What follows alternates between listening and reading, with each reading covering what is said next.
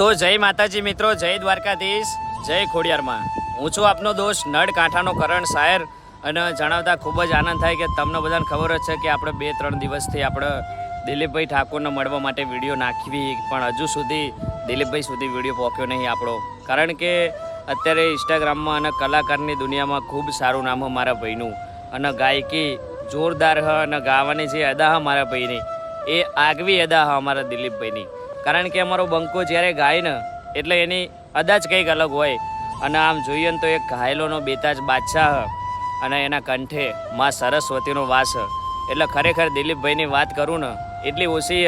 અને હું જે પણ કલાકાર વિશે બોલતો હોય ને તો એ સત્ય જ વાત હોય. કારણ કે ઘણાને એવું લાગતું હોય કે આ બધું ખાલી દેખાડો કરવા માટે બોલે, પણ મેં કોઈ દિવસ દેખાડો કરવા માટે કોઈ વાત જ નહીં કરી.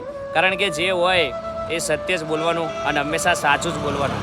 એટલે અત્યારે ખૂબ વનવે ચાલે ને એ મારો દ્વારકાવાળો અને માં ખોડિયાર મારા ભાઈને હંમેશા ખૂબ આગળ પ્રગતિ કરાવે એવી મારા દ્વારકાવાળાની પ્રાર્થના હ.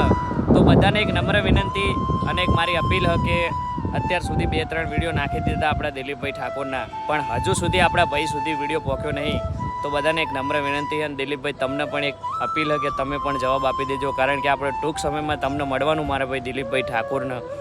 એટલે આ વિડીયો આપણે દિલીપભાઈ સુધી પહોંચાડી દેજો. એટલે શું આપણે 2-3 દિવસની અંદર મળવાની ઈચ્છા હોય તો શું આપણે ભાઈ સુધી પહોંચી શકીએ અને મારા ભાઈને જલ્દી મળી શકીએ. તો જેવો પ્રેમ આપ્યો એવો આપતા રહેજો અને આપણો વિડીયો આપણા દિલીપભાઈ ઠાકોર સુધી પહોંચાડી દેજો.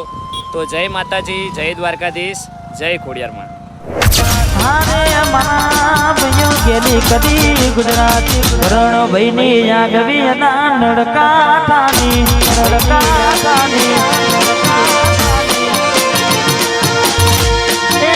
ભાઈઓની આગવી રે